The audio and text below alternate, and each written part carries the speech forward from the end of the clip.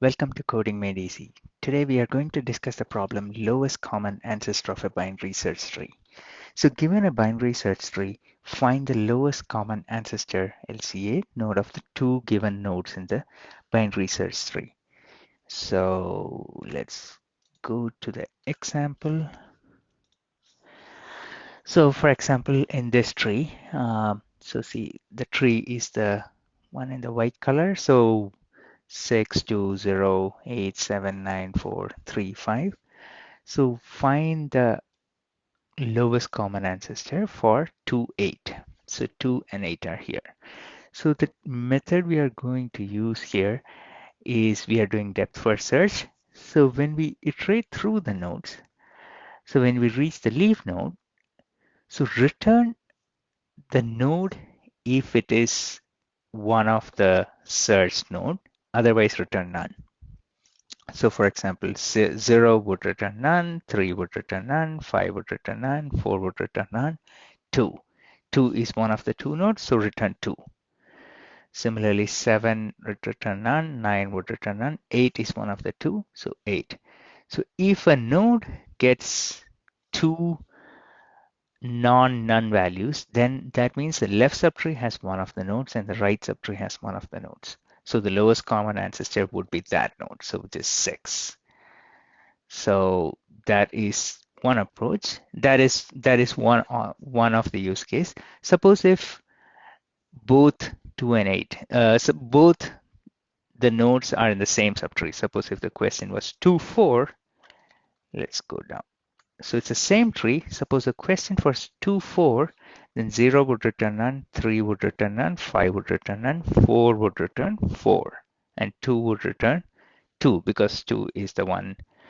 2 is also one of the numbers, and 7, 9, 8, everything would return none. So for 6, one side it's getting 2, the other side is none. So that means we know that there is nothing in the right subtree, and the left subtree says the LCA is 2. So 2 must be the LCA, so it will return 2. That is the technique we are using. So one of the two use cases, if both sides are returning non-null value, then we return that node as the LCA. Otherwise, whichever side is returning non-null value, we return that as the lowest common ancestor. So let's go to the code. So base case, if root is none, then return none.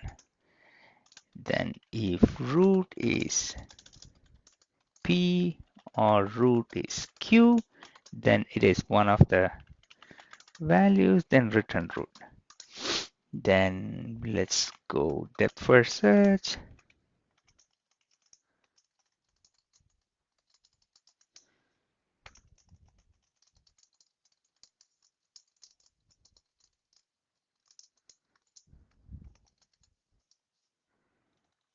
Let's recurse right as well.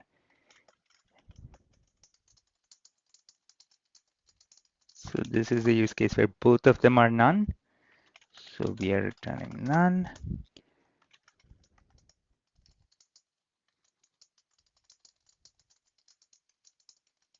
So this is a use case where both of them are not none. So that would be this use case where both left and right are saying not none. So that point we return the root itself.